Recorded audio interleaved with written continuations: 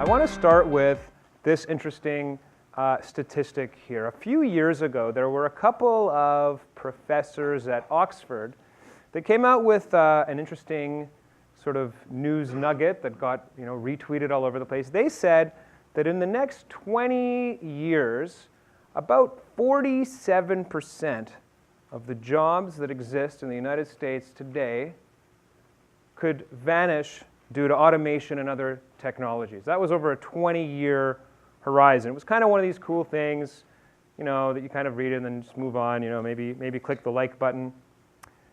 More interestingly, just about a year and a half ago, about a year and a half ago, in December of 2015, another study came out from the McKinsey global consulting firm, and they had a much more ominous take. They said that 45% of the activities that today a human being is paid to do can be automated or replaced with automated technologies that are currently available today. Not in 20 years, but today. I downloaded the study and I read it. I found it very interesting. And I noticed there was a caveat where they said that, we said 45, but really that number would be about 13% higher if there was one piece that we don't quite have yet, which is that if computers could understand natural language as well as people do, that would drive the figure up. That was in December of 2015. So about a year later, in December 2016, a little research team at Microsoft had a big breakthrough. They published this paper announcing that they had achieved human parity in conversational language recognition, a feat that even they believed was 5 to 10 years away. They beat all their own targets. And so I guess we're really at about 58% of tasks and activities that really are being done by people who are redundant right now. I find that fascinating. And I want to talk to you over the next few minutes about why that's happening. What are the kind of technological mega trends that are driving these types of dire predictions in kind of a bite-sized, way. So I heard you guys like numbers.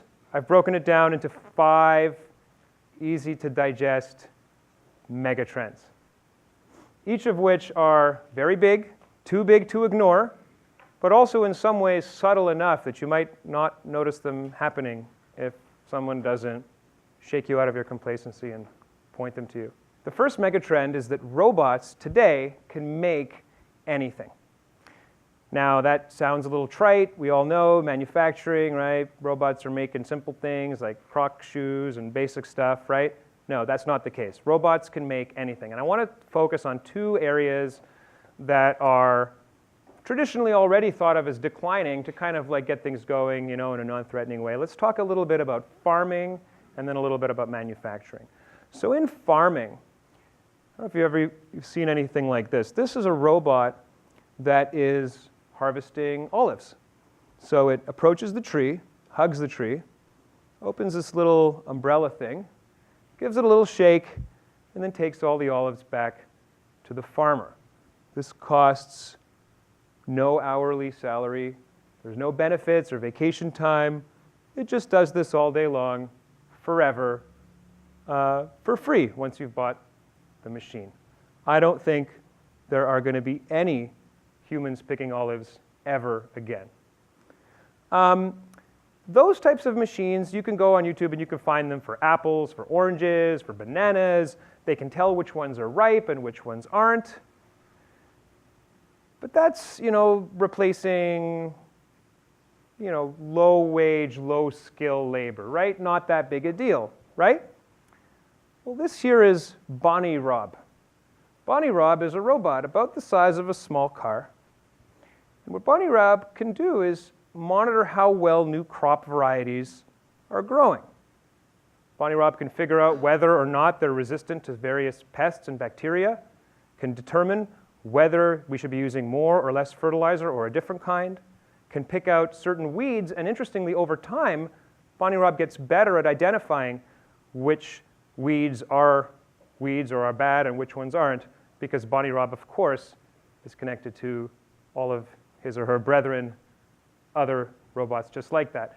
This is not replacing a low-wage worker. This is replacing a crop scientist who would have been making a six-figure salary. And Bonnie Rob never takes a break, doesn't take vacation time, doesn't ask for a raise, loves his or her job. An interesting case is the story of Boeing. And I think Boeing is very representative of what we're seeing. Boeing is one of the darlings of American manufacturing, right?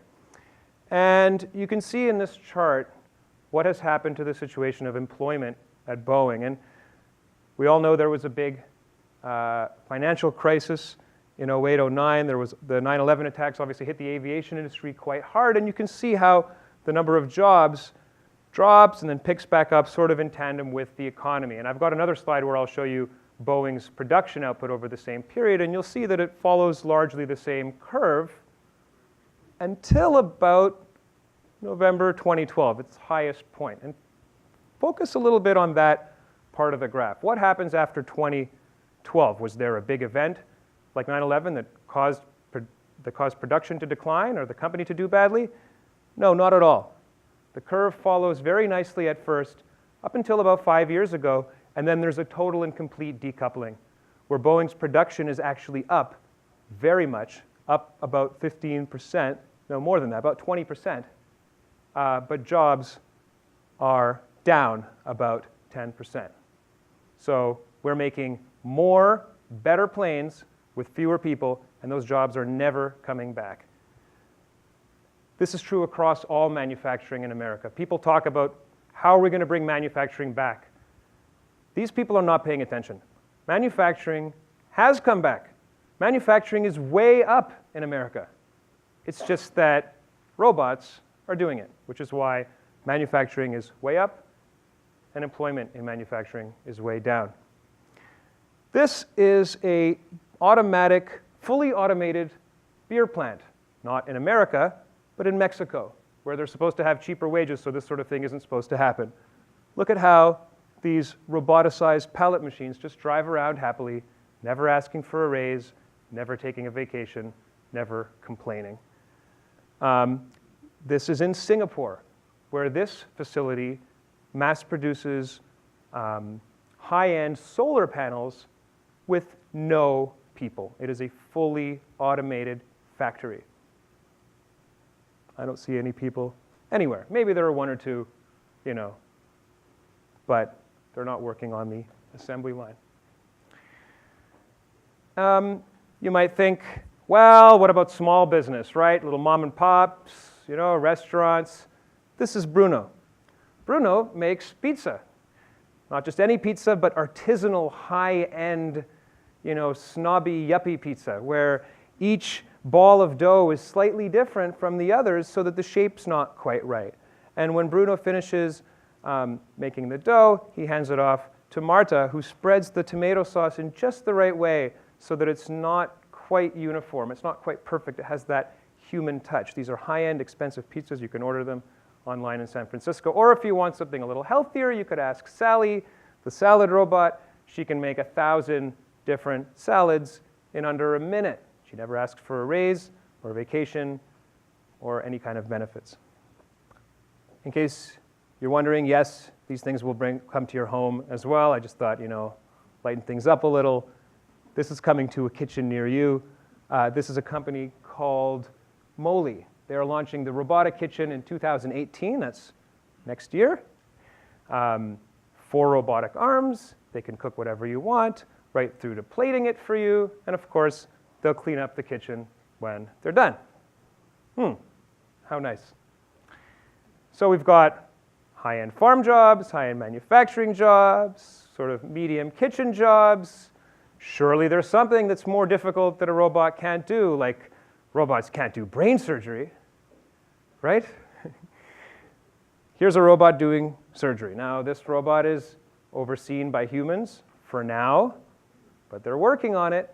without humans, not on humans, but humanless, supervision-free.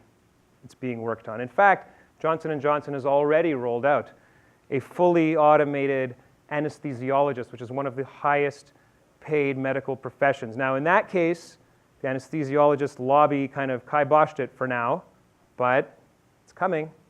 All of these things are coming. And so, for all our talk about manufacturing, right, okay, it's only about 9% of the economy.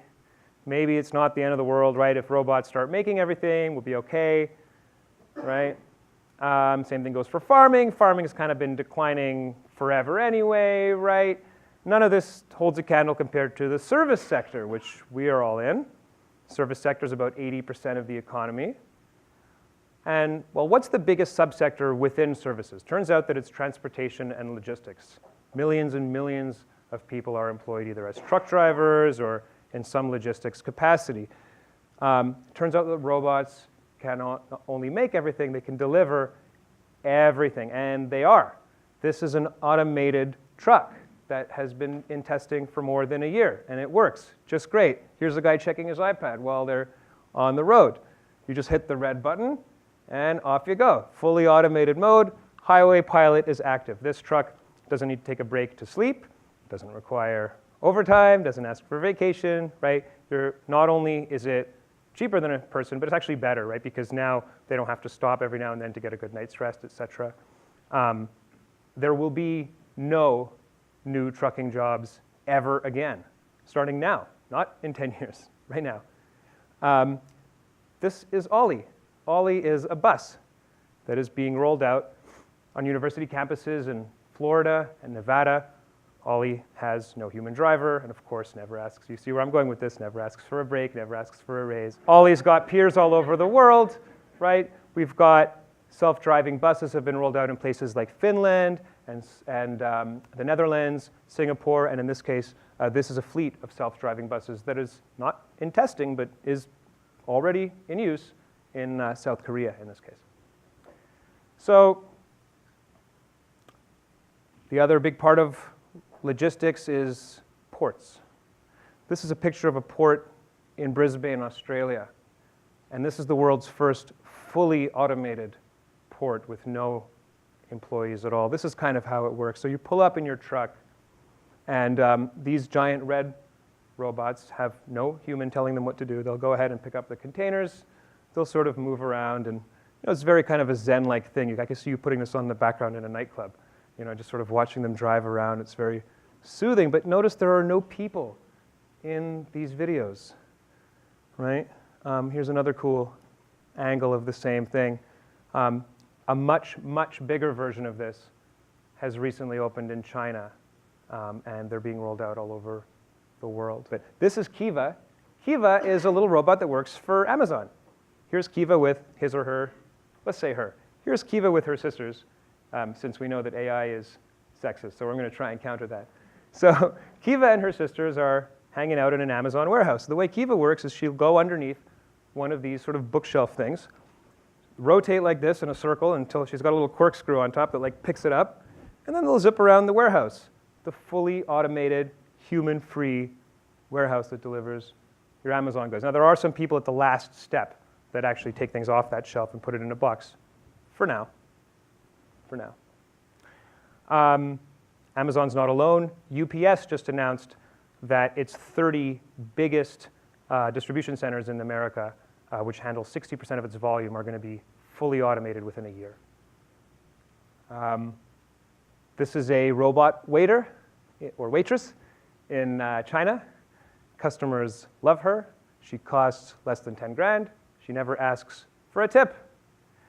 And when you go to a fancy hotel, last night I ordered toothpaste to my room. I felt bad. I didn't have any US dollars, so I gave the guy a Canadian $5. He was actually really happy, so I was relieved. But, what if next time you go to a hotel, you might get this fellow, Bolter, the robot bellhop. Independently finds her way to the elevator, goes up, goes to your room, doesn't ring the doorbell, but rather calls you, phone rings, hey, I'm here. Did you get everything you needed? Yes, no. Never asks for a tip. So robots can move things around, they can make things, But what's really interesting is they can also create new things. And Susan talked a little bit about that. I want to touch on some of those same themes a little. This here is a rock band called Z Machines. I actually thought their music was pretty good. This is them having a concert in Japan. Here's another shot. You can see Z Machines is a duo or a duet. Between the two of them, they have 22 arms and 78 fingers. They can play music that no human could ever play. It's far too difficult. I found their album on iTunes. For what it's worth, people like it. It's got 4.5 stars on average. That's pretty good. I mean, that's a crowdsourced review. People seem to be happy. If you want to go maybe see a play, how could they cut the costs of actors? Who's the most expensive actor? It's the lead. Here's a shot of a current production of Kafka's Metamorphosis, Android Edition, they call it. And of course, the lead is played by this fellow, who is remarkably competitively priced at $0 per show. Very interesting stuff. Here's an article that I found on Forbes. Forbes is a magazine website. Probably heard about it. Just a normal looking article about, Tesla's, some company has its whatever quarterly review. Millions of these articles come out every day, right? But check out who the author is. I just want you to draw your attention. There's a fellow whose first name is Narrative and last name is Science. And you could follow this author, become friends with him or her. Of course, Narrative Science, you know where I'm going with this, is a machine. But you say, well, these articles, who cares? A little mistake is made, no big deal. Not so. The same company that makes these articles, parent company is called Quill, they also release equity research reports that are put out by large banks that are SEC compliant, that identify ahead of time, hey, this company, it's got this line of business is doing well, this one's a problem, et cetera. The reports look like this, and they charge millions of dollars, and banks are putting these out to their clients instead of paying somebody $200,000-300,000 to be an equity research analyst. If you go, this is a really interesting experiment you could do. If you go on Google News and search for the following phrase in quote marks, the phrase is, quote, "This story was generated by automated insights," close quote. Just try it. I got 27,000 articles from a diverse, I guess it's too small to read, but I'll read you some of the, in green it says where it is, right? So we got Winnipeg Free Press, Chattanooga Times Free Press, Detroit Daily News, Chicago Tribune, Venture Beat. This one I love. The Art of Algorithms, How Automation is Affecting Creativity. Written by a robot. Wow. At least they have a sense of irony. This is a novel that was co-written by a robot. It was actually shortlisted for a literary prize where the people reading the submissions had no idea who the author was. And out of the 1,500 submissions, 11 were either authored or co-authored by a robot. This one actually made it through screening. I checked it out on Amazon Japan. Looks like people like it. 4.5 stars on average. Not too bad. I don't read Japanese, so I can't comment. This here is a Baltic apple pie. It's got rave reviews. It's got a pork layer combining ingredients never before heard of. It's one of the many recipes in this book, Cognitive Cooking with Chef Watson, a machine that created hundreds of original recipes never been tried before, delicious, unique. 4.5 stars on Amazon. People love it. Here are just a few quick samples of the type of food. This is some sort of lobster thing. These are some quiches. You got some Austrian grilled asparagus. Not too bad. These are all novel things, new flavors never been tried before. So robots can create new things. They can also act on that information. They can make decisions for us, big, important decisions. So imagine, a robot smarter than the smartest human, right? That if you took that robot and pointed it at a domain of knowledge, very, very quickly it could become better than anyone on earth at that domain. Why wouldn't you put that person in charge or use that as a tool? People call it artificial intelligence. I personally don't love that term. I like to think of it more as like super intelligence because, it's better than just regular intelligence. But semantics aside, we're talking about a subset of AI, right, that is using it's AI plus machine learning plus big data equals this incredible thing. And so it's affecting every industry, every walk of life. I'm going to focus on 3 that I know well from my world, I guess: finance, also law, and marketing. So let's start with finance. This man, his name is Ray Dalio. He runs the world's largest hedge fund. Now, for those who know, who may not be aware, a hedge fund is something a little bit less restricted and generally much more complex than a normal sort of mutual fund or normal trading company. They're allowed to use options, derivatives, and any kind of instrument that they want to do really complex trades. They typically hire people with highly advanced math degrees to figure out some of these strategies. So Ray learned about AI and decided to give it a try and see if maybe he could replace like all of his traders with a machine. And so this was the result. Pure Alpha was the name of what they unleashed. And you can see Pure Alpha didn't do so well at the beginning. The black lines are how the overall hedge fund market did on average. And the light blue is how the algorithm performed. And you can see towards the end that it just becomes absolutely no contest. The algorithm wins every time. These are like 300,000-400,000 a year jobs. But what's really interesting is that Ray didn't stop there. He said, okay, not only am I going to automate, because my problem, I run this huge hedge fund. I just want more free time. Like I don't want to worry about who's trading, but what I really want to do is not have to worry about like running this company. Like, what if I could automate like the CEO position? Like, seriously. And so they did, and they're currently rolling out a robot that basically runs the company, more or less. It takes these various inputs. You don't need to read everything that it says, but basically the inputs on the left are people rating each other.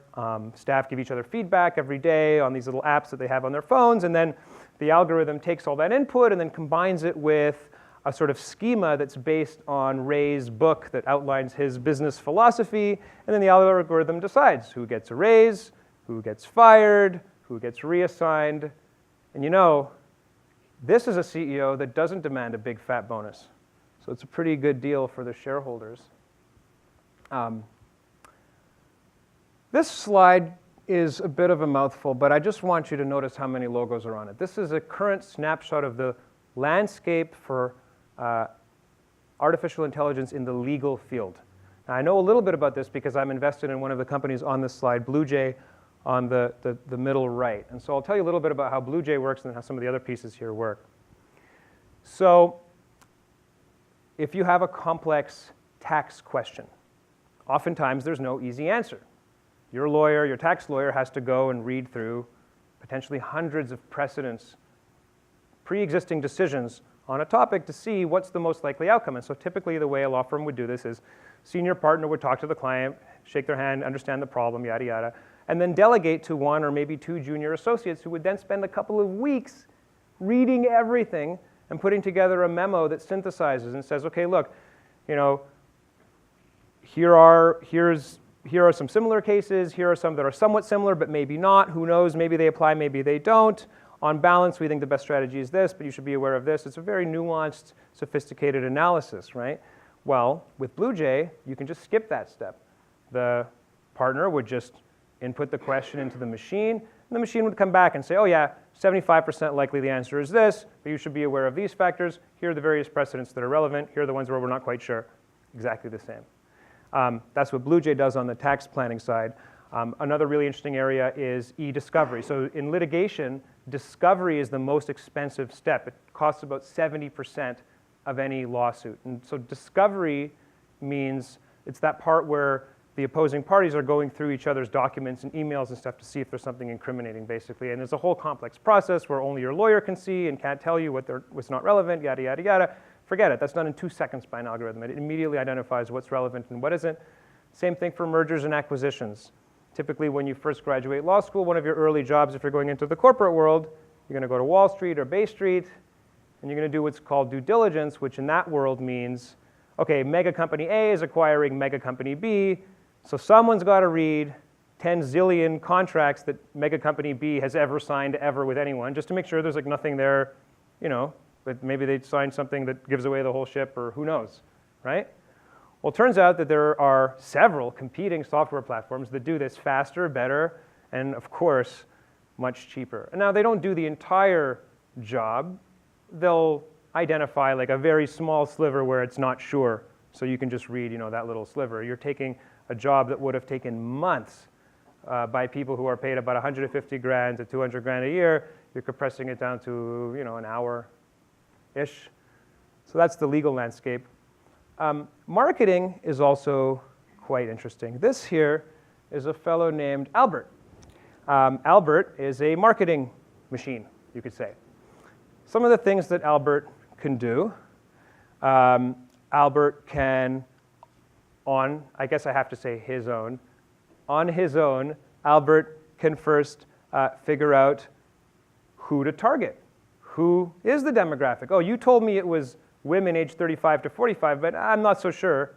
I'm going to look myself and decide who your target market is. Then I'm going to experiment and actually figure out which channels to use to market. Then I'm going to actually execute on that, go ahead and do the media buy, adapt to whatever marketing you've given to me for each channel and make all the changes, etc. Then I'm going to take the data the very next day and see how that did and do an even better job the next day.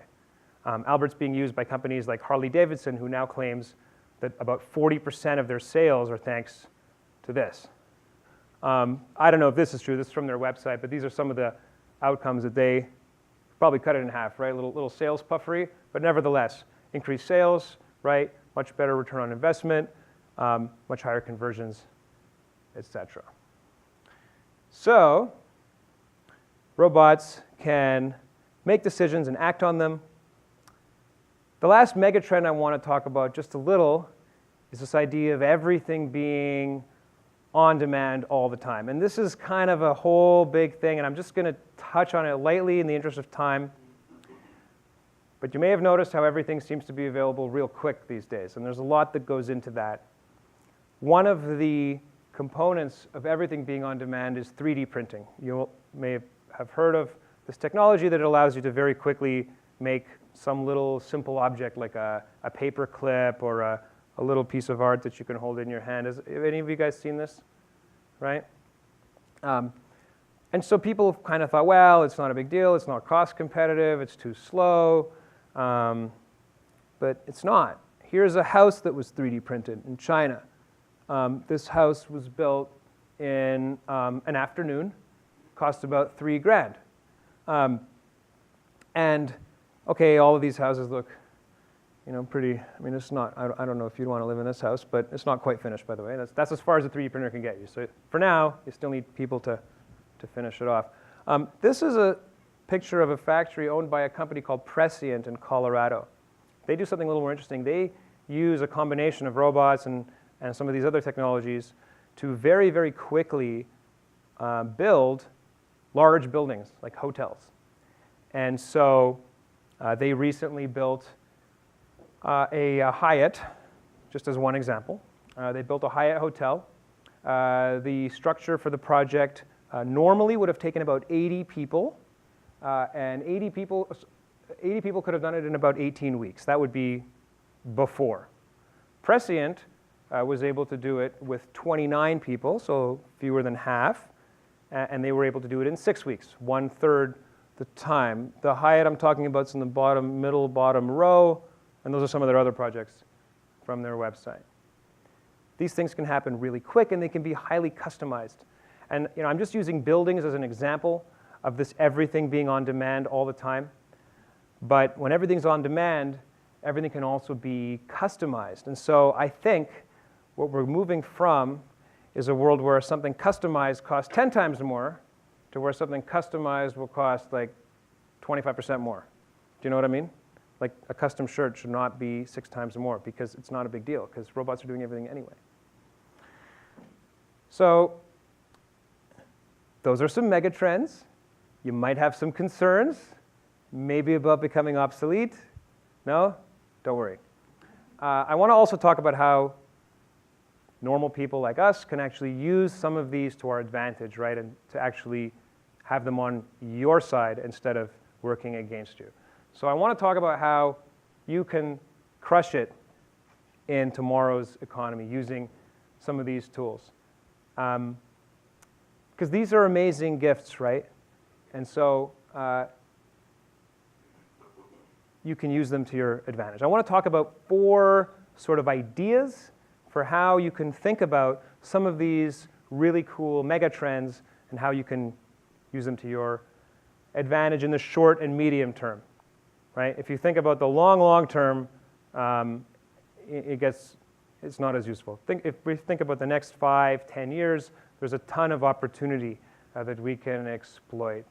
So the first one is I think you can actually work less, you know? It's kind of a controversial thing to say, which is why I put a little asterisk on it. I think you could work less on certain things. Certain types of tasks and activities you should maybe just completely stop doing. Remember the big, scary number that I started with, right? 45% plus maybe another 13%, right, of jobs that'll just be wiped out. Well, that's not quite right. So that number is what happens when you average it out. But when you really drill down, and what the McKinsey report talked about, is that there are very few jobs where 100% of that entire job will just be made redundant. Like there's usually some core activity that is not yet automatable, and just a large part is. And so what I think is important to think about is what are those activities in our lives that we can think about, moving towards either automating away or just not doing anymore, because a machine can do it better. A great example that I love from my Shark Tank world is this. This was a company that we met on Shark Tank called Velocity Signs. Have you ever driven around and seen somebody who just stands there on the road with like a sign? That's just all they do all day long. Like, hey, come to the store. And like that's their entire life. Like they just do this all day long, right? And to me, like that, there could be no better metaphor of like a total waste of time. Like seriously, like you're adding no value, right? Like this box can do it better than you. And like to me, I would hate to think of myself as like, this is me, it's all I'm doing. And so I think we all have like some sign spinning in our lives, that we could automate away. And what's interesting is that what counts as ridiculous that a human should do this is quickly expanding. Like even a few years ago, you couldn't well, maybe this you could have done before. But, if you've gone to a McDonald's lately, have any of you used one of these? I actually like it. Like it's pretty good. You don't feel like the employees staring you down. If you need a minute to digest the menu, you're not embarrassed. Maybe you don't like mustard and you're afraid. Just like it's easy. So like why? To me, there's a dignity involved in stepping away from tasks that no longer need us. And so this chart shows a breakdown from that same report about what is the rough percentage of tasks that can generally be automated. This is across industries. If you open the report, you can actually drill down into each industry. Unfortunately, insurance wasn't broken out. Otherwise, I would have put it up there, but it was folded in. But these are the kind of areas, right? So maybe about 20% of stakeholder interaction activity can be automated. The jobs are still going to be there, but they're getting more meaningful because we can delegate more to these machines. And I think the second thing that we can think about, and it sounds like really trite and cliched, and I'm sorry about that, but we can really do just about everything better, like a lot better. As I read about superintelligence and these tools, one of the reasons I don't like calling it artificial intelligence is because it sort of separates you from it.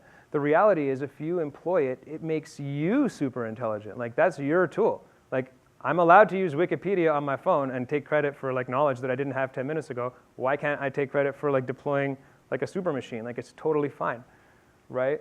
And so, what would happen if your clients knew that you had this like super brain at your disposal that's constantly thinking about like ways to serve them better and give them a better rate or the right coverage or whatever it is, or identifying when they might need a new product or service? Or what if you knew with much greater certainty that you're not recommending the wrong thing because your little super brain said beep, beep, beep, maybe this is a better product over here. Like that's good.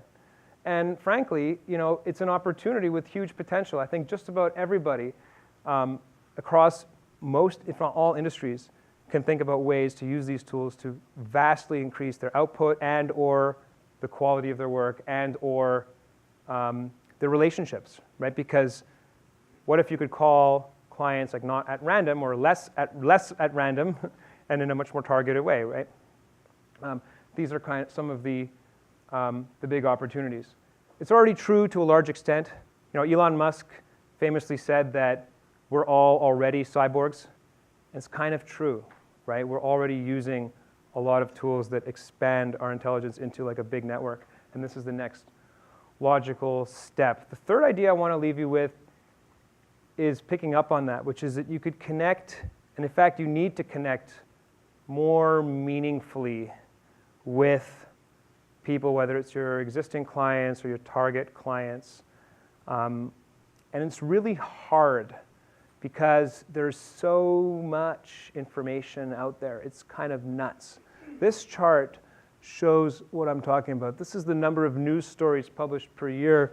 It starts in the late 1970s, and you could kind of figure out, when the internet comes in, and then the last spike towards the end is some of these machines that are generating so much content that it's just impossible to keep up, right? So in this environment, I don't know about you, but I'm not sending like a generic newsletter ever again, ever. That's just like a total waste of time, because most people have like a zillion of them already. They're already reading a zillion things.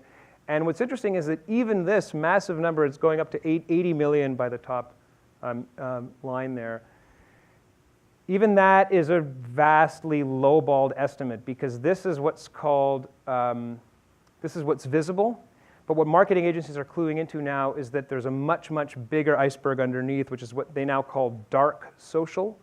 Dark social is the part of social networking and sharing that you don't see because it's not done publicly. So for example, if I see like the cool chair in the hotel lobby, I just texted that picture to a few of my friends and said, hey, check this out. I didn't post that anywhere, but that counts, right? If you're selling big chairs, maybe you want to know how many people are doing that, but you can't. That's why they call it dark social. It used to be about 70% of the internet. It's up to about 84, climbing. And so not only is there a lot of noise out there, but also people are already ignoring most of that noise, and they're finding ways to just connect directly because it's just too much of a headache to try and parse everything. You can't, right? And so how do you both cut through the noise and get to someone's top of mind, right? And so there are two sort of traditional answers to this, and I think they both have some merit and worth thinking about. One is this idea of influencers. You might have heard of this. It's this idea of sort of celebrities who aren't mega celebrities, but they're kind of like mini celebrities, like people who have just maybe a lot of Instagram followers, et cetera, right? The Kardashian family are probably the leaders in this, because what are they really famous for other than just being famous? I'm not really sure, right? So here's a campaign by Kendall Jenner, who is promoting some makeup thing. This to me is already kind of old news. I find it somewhat interesting because it is a way to cut through the noise, right? Because people, maybe they will read something if there's a sort of somebody that they identify with who they follow. But what's even more interesting is who are the influences in your own life? When I think about that, yeah, there are some celebrities who I respect, et cetera, and maybe they influence me. They're also just my friends. My friends are my influencers, right? And so more and more, really smart marketers are picking up on that. And they're saying, we're going to run an influencer campaign, not with people like the Kardashians, but just with average people. So here's one of my favorites. This is a campaign by another cosmetics company called Glossier. And what they did is they said, anyone can be an influencer. Anyone who wants to can create their little page here and talk about which cosmetics they like. And their friends can check it out if they want to or not. And it's just sort of one-on-one, no big deal. Easy peasy, and they're doing tremendously well. By the way, influencer marketing is doubling year over year, every year, because people need to cut through the noise. So I think what's interesting here is that anyone can be an influencer, and when you sort of think that way, you can start thinking about how to communicate more meaningfully than before. The other traditional answer is hyper-targeting, which I hope you'll be hearing more about when you go to Google, et cetera. I think it's really, really important certainly in the insurance business, right? To be able to say, all right, I've got a book of a couple thousand clients. how do I know which ones I should be reaching out to? How do I know which ones are about to have a midlife crisis and are going to need a new car insurance, or whose kids are about to turn a certain age? I mean, those are the easy ones. All you need to know is their age. But what if your machine could tell you that their grocery bill just halved and their hotel bill just spiked, and maybe that predicts, divorce, or who knows? I mean, I don't know yet, because I'm not the artificial intelligence. But someone's going to figure that out, and whoever does is going to do really, really well, right? Because now, not only do you have a relationship with your broker that is trusted, which is already there before, but now it's even more valuable, right? And also, that person's not just spinning a sign, but doing like something much more meaningful. This is just a really basic example of hyper-targeting. This is like hyper-targeting 101 on Facebook. If you just put a sponsored post, Facebook lets you choose this kind of stuff. By the way, this is like already, yesterday's technology. Like hyper-targeting today is way crazier than this. It's more along the lines of, your grocery bill fell or whatever. The last idea I want to leave you with is that it's okay to try everything. And this is really important because in the past, some of the newest, coolest technologies were really not available to most normal people. And it was like, okay, you could learn about it academically, but who cares? Like, if I learn that there's a new fighter jet, like, okay, and like, it's not going to change your life or my life. But this idea of everything being on demand, it's not just about 3D printing, it's about everything is available as a service with very little upfront costs, et cetera. And I just have 3 really quick examples that I see in a lot of the companies that I work with. I have a small venture capital company that I run. And so one of them on the bottom left is called Upwork. Upwork is a company that it's like an eBay for hourly services. So, I want to try this new marketing experiment, but it's going to take I'm going to need a whole staff for this. I'm going to need to hire 3 people. Well, maybe I don't want to hire them because I haven't tried it yet. Right? Well, what if you could hire them just for a few days or a few hours? No big deal, right? You can experiment without breaking the bank. Kickstarter is more for physical products, but it's incredibly popular. It's this idea that if you want to launch a new product, usually there's this chicken and egg problem, right? Which is, well, you don't really know for sure if people want this, and also where are you going to raise the capital because you're a startup and you haven't proven it.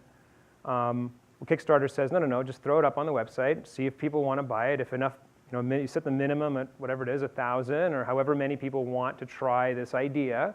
And if you get enough pre-orders, great, there's your capital. Now you can go buy it, no problem. Risk-free experimentation, right? Maybe your margins might be a little lower at first, but innovation is not closed to you just because you don't have millions of dollars. It's actually very, very exciting and transformative. And the last one is interesting because people think that robots are very expensive.